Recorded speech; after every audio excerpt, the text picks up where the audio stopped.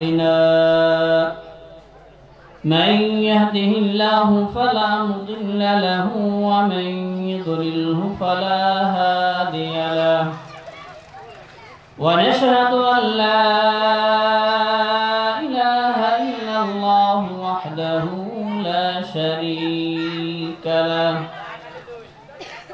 ونشهد أن سيدنا وسندنا وحبيبنا ومولانا محمدا عبده ورسوله الذي أرسل رسوله بالحق بشيرا ونذيرا وداعيا إلى الله بإذنه وسراجا منيرا أما بعد فأعوذ بالله من الشيطان الرجيم بسم الله الرحمن الرحيم إنا نحن نزلنا الذكر وإنا له لحافظون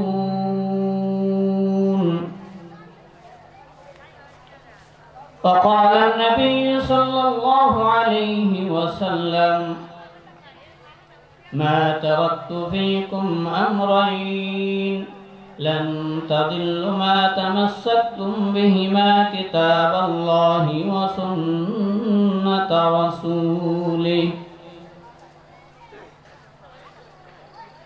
اللهم صل على محمد وعلى آل محمد كما صليت على إبراهيم وعلى آل إبراهيم إنك حميد مجيد اللهم بارك على محمد وعلى آل محمد كما باركت على إبراهيم إنك حميد مجيد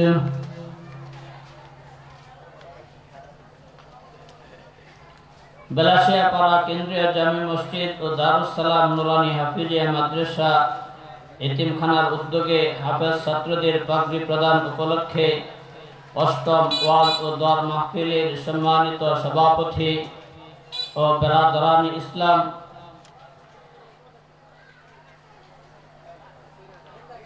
আজকে আমাদের জন্য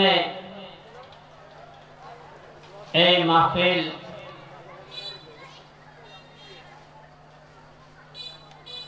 আজকে আমাদের এই মাহফিল আমাদের জন্য অনেক কিছুই পরিবর্তন করতে পারে যদি আমাদের নিয়ত ভালো থাকে আর যদি আমাদের নিয়ত ভালো না থাকে যে এখানে উলামায়ে কেরাম আসবেন কোরআন এবং হাদিসের আলোচনা করবেন এগুলি আমরা শুধুমাত্র শুনব কিন্তু আমল করব না নিজেদের ভুলগুলিকে আমরা পরিবর্তন করব না সংশোধন করব না এরকম নিয়ত যদি থাকে তাহলে এই মাহফিলের দ্বারা আমাদের কোনো ফায়দা হবে না আর যদি আমাদের নিয়ত ভালো থাকে যে উলামায়ে কেরামের কাছ থেকে কোরআন এবং হাদিসের যে সমস্ত আলোচনা শুনব সেগুলি শোনার সময় মনোযোগ দিয়ে শ্রবণ করব শুনব আমলের নিয়তে শুনব নিজের যে সমস্ত ভুল ত্রুটি রয়েছে সেগুলি সংশোধন করব তাহলে আজকের এই মাহফিলের দ্বারা আলোচনার দ্বারা আমাদের ফায়দা হবে উপকার হবে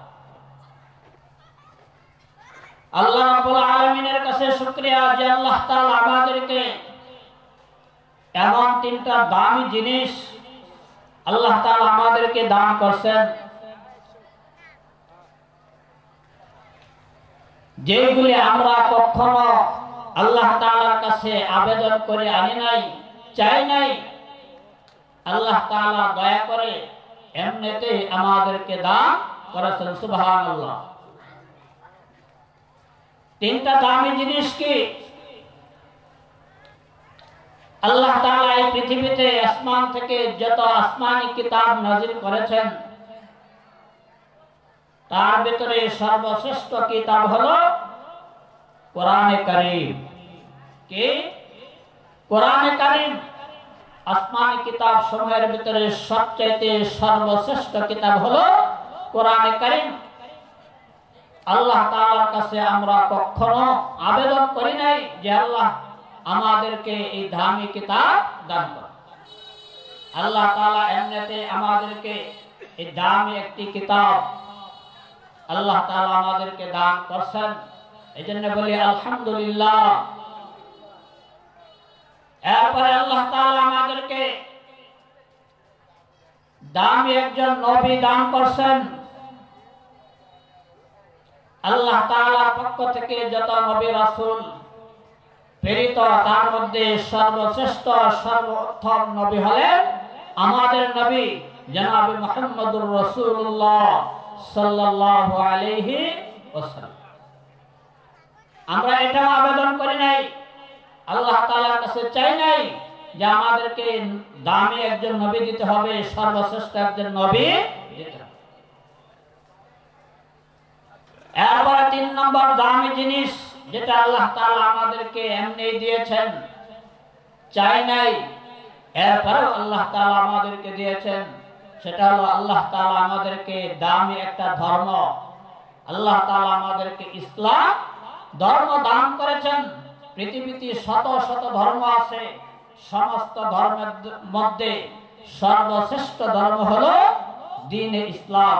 ইসলাম ধর্ম হলো সর্বশ্রেষ্ঠ ধর্ম।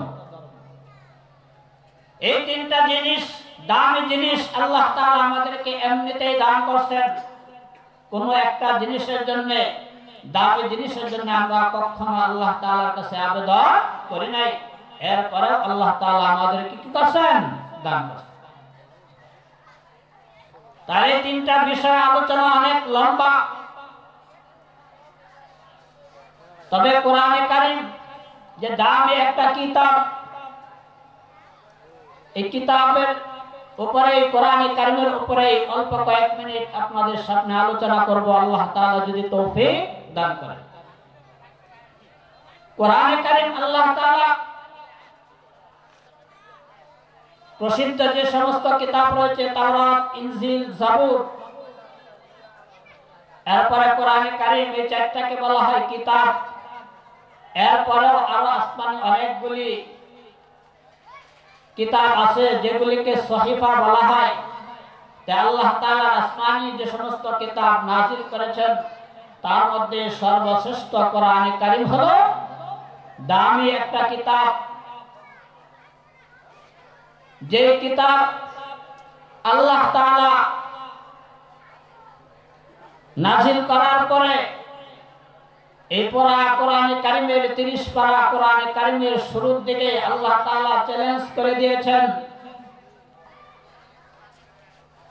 যে আমি তোমাদের সামনে, তোমাদের উপরে, তোমাদের নবীর উপরে আমি যে কিতাব নাযিল করেছি, তোমাদের হেদায়েতের জন্য, তোমাদের দিক নির্দেশনার জন্য যে কিতাব আমি নাযিল করেছি, এই কিতাবের ভিতরে কেউ তো সন্দেহ করবে দূরের কথা, সন্দেহ করার কোনো সুযোগ নাই, কোনো অবকাশই নেই।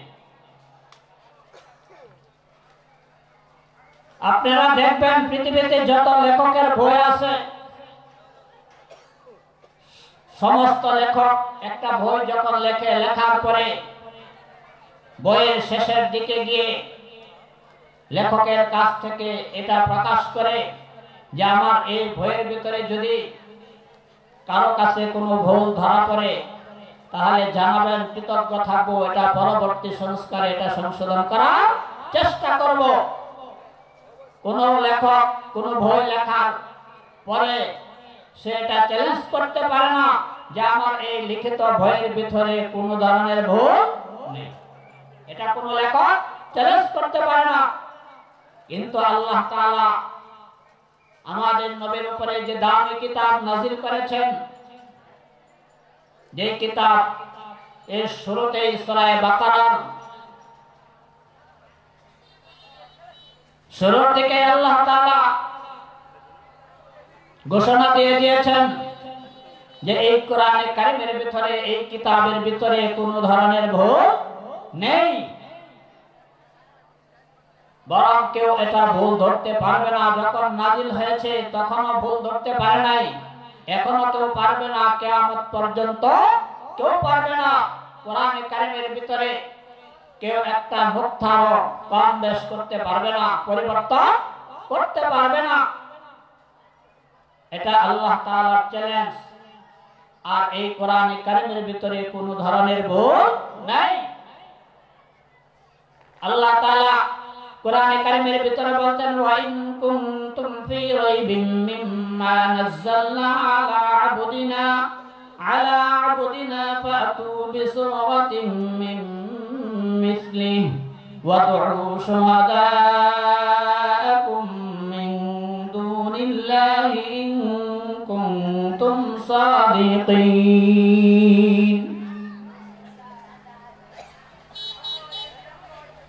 যে আমি আমার বান্দার উপরে যে কিতাব নাজিল করেছি, এই কিতাবের ভিতরে যদি তোমাদের কোনো ধরনের সন্দেহ হয় যে এটা তার নিজের বানানো, সে নিজে বানিয়েছে, এরকম সন্দেহ যদি হয়, তাহলে তোমরা এর সমকক্ষ একটি সূরা লিখে দেখাও। যদি তোমরা এককভাবে না পারো, তাহলে তোমরা সম্মিলিতভাবে চেষ্টা করো। আল্লাহ তাআলা বলে দিয়েছেন, ফাইল্লাম তাফআলু ওয়া লান তাফআলু। তারা পারে নাই, তারা পারবেও না, কখনো পারবে না, কিয়ামত পর্যন্ত পারবে না। কারণ কোরআনে কারীম এটা আল্লাহ তাআলার কথা, আল্লাহ তাআলার বাণী, আল্লাহ তাআলার পক্ষ থেকে আমাদের নবীর উপরে সেটা নাযিল করেছে। তাই কোরআনে কারীম এত দামি কিতাব আমাদের জন্য আল্লাহ তাআলা দিয়েছেন। যে দামি কিতাব আল্লাহ তাআলা আমাদেরকে দিয়েছেন, কিন্তু সেই দামি কিতাবের ভিতরে আল্লাহ তাআলা কি বলছেন, কিসের জন্য আমাদেরকে দামি একটা কিতাব দান করছেন, এটা একদিন আমরা কল্পনা করি নাই, আমরা ভাবি নাই যে কোরআনে কারীম আল্লাহ তাআলা আমাদেরকে কেন দিয়েছেন। এটা আমরা একদিনও চিন্তা করি নাই।